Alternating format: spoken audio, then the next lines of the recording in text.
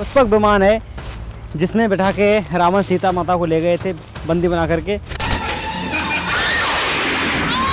रावण के हाथों तुम्हें कोई नहीं मिटा सकता।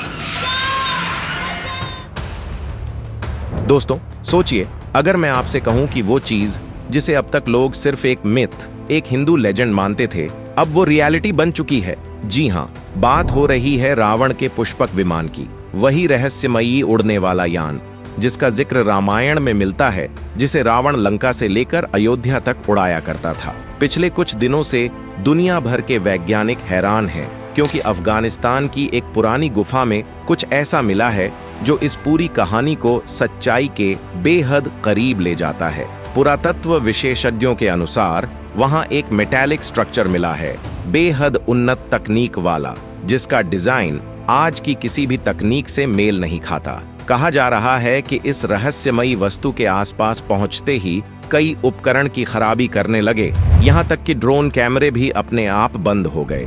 कुछ रिपोर्ट्स में दावा किया गया है कि अमेरिकी और भारतीय वैज्ञानिकों की एक संयुक्त टीम ने इस रहस्य को अपने नियंत्रण में लिया है। लेकिन सवाल यह है, क्या सच में रावण का पुष्पक विमान मिल गया है? अगर हाँ, तो इस खोज से हमारी प्राचीन इतिहास ही नहीं, पूरी आधुनिक विज्ञान की बुनियाद हिल सकती है। क्या यह वही दिव्य विमान है जो हजारों साल पहले आसमान में उड़ता था, या फिर यह किसी और सभ्यता की छोड़ी हुई रहस्यमयी तकनीक? सच्चाई क्या है, यही हम आज जानने वाले हैं। इसीलिए वीडियो को आखिर तक जरूर देखें। यह कहानी शुरू होती है अफगानिस्तान के बमियान वैली से, जहां कभी बुद्ध की विशाल मूर्तियां हुआ करती थीं।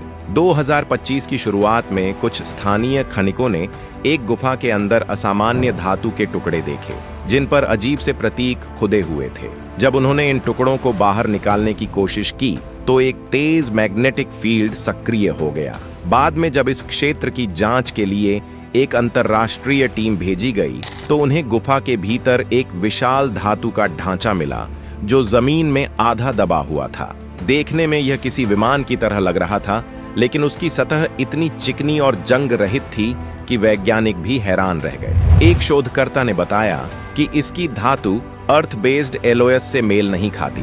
वहीं कुछ विशेषज्ञों ने दावा किया कि यह ढांचा एंटी ग्रेविटी टेक्नोलॉजी से जुड़ा हो सकता है, जो हजारों साल पहले की बात मानना असंभव लगता है। यही वो पल था जब लोगों ने इसे पुष्पक विमान से जोड़ना शुरू किया, क्योंकि रामायण में भी कहा गया है कि यह विमान स्वयं चलायमान था और विचारों के अनुसार दिशा बदलता था। जगह का नाम है माउंट सुलेमान रेंज, जहां यह रहस्यमयी खोज हुई। स्थानीय लोगों का कहना है कि वहां पहले से ही देवताओं की गुफा के नाम से एक क्षेत्र प्रसिद्ध था। रात के समय उस जगह से हल्की नीली रोशनी निकलती देखी जाती थी और वहां जाने वाले कई लोग बीमार पड़ जाते थे।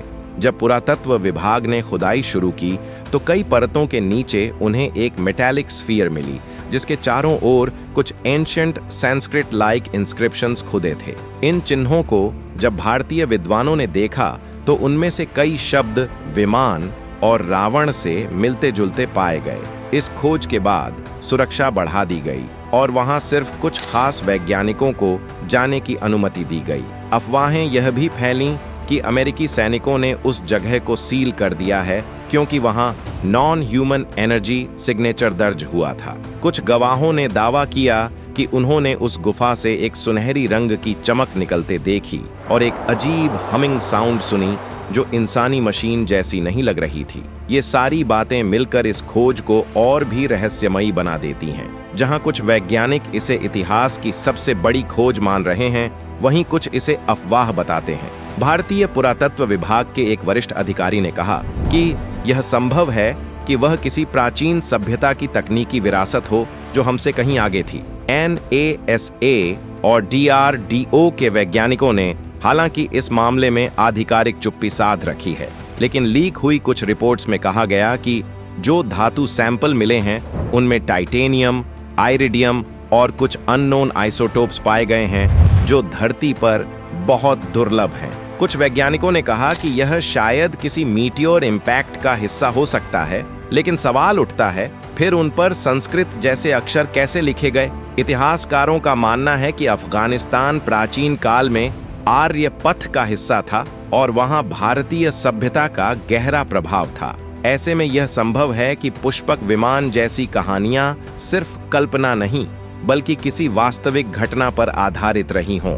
रामायण के अलावा विमानिका शास्त्र में भी विमानों के कई प्रकारों का जिक्र है, जैसे शाकुन, रुक्म और पुष्पक विमान।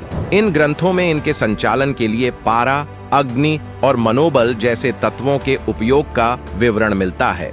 विमानिका शास्त्र में लिखा है कि ये विमान न केवल हवा में बल्कि अंतरिक्ष में भी यात्रा कर सकते थे।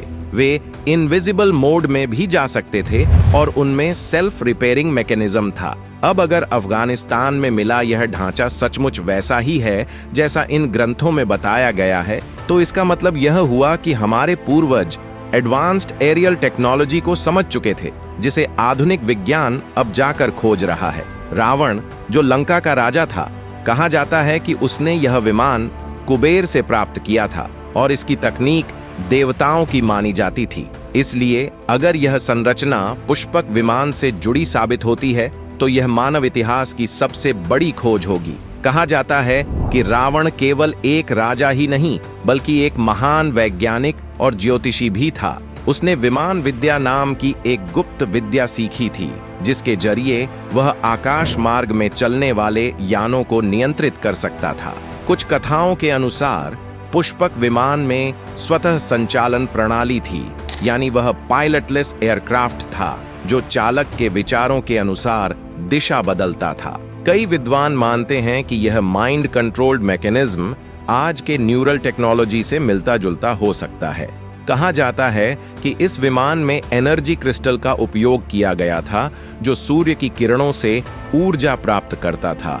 एक तरह का प्राचीन सौर संचालित विमान। अगर अफगानिस्तान में मिला यह ढांचा वाकई उसी तकनीक पर आधारित निकला, तो इसका मतलब होगा कि हजारों साल पहले भारत में ऐसी उन्नत एरोस्पेस इंजीनियरिंग थी जिसे आधुनिक विज्ञान अभी तक समझ भी नहीं पाया है। और यही कारण है कि दुनिया के बड़े बड़े वैज्ञानिक अब इस रहस्य को हल करने में जुट गए हैं। क्योंकि अगर रावण का पुष्पक विमान सच साबित हुआ तो यह न सिर्फ इतिहास बल्कि विज्ञान की परिभाषा ही बदल देगा। अब सबसे बड़ा सवाल, क्या सच में रावण का पुष्पक विमान मिल गया है? वैज्ञानिक दृष्टि से अब तक कोई कंक्रीट एविडेंस नहीं मिला है जो यह साबित करे कि अफगानिस्तान में मिला ढांचा रावण के विमान से जुड़ा है। न तो किसी डीएनए या आइसोटॉपिक डेटिंग से इसकी उम्र तय की जा सकी है, न ही इसकी उत्पत्ति के स्पष्ट प्रमाण मिले हैं। कई विशेषज्ञ मानते हैं कि यह या तो किसी प्राचीन सभ्यता का अवशेष है या फिर प्राकृतिक धात्विक संरचना जो देखने में विमान जैसी लगती है। फिर भी इस खोज ने एक बात तो साफ कर दी, हमारे प्राचीन ग्रंथों में जो बातें लिखी गई हैं वे सिर्फ कल्पना नहीं थीं, उनमें कहीं न कहीं विज्ञान की जड़ें छिपी हैं। तो क्या पुष्पक विमान वास्तव में था? सच ये है कि अब भी यह मिस्ट्री पूरी तरह सुलझी नहीं है, लेकिन इस खोज ने दुनिया को यह सोचने पर मजबूर जरूर कर दिया है कि शायद प्राचीन भारत का विज्ञान उतना पुराना नहीं जितना हम सोचते हैं, बल्कि उतना एडवांस्ड था जितना हम कल्पना भी नहीं कर सकते। अगर आपको भी लगता है कि हमारे पूर्वजों का ज्ञान और तकनीक आज के विज्ञान से कहीं आगे थी, तो इस वीडियो को लाइक करें, शेयर करें और हमारे चैनल को सब्सक्राइब करना न भूलें, ताकि हम आपके लिए ऐसे ही और रहस्यमयी और जानकारी से भरे वीडियो लाते रहें। जय हिंद।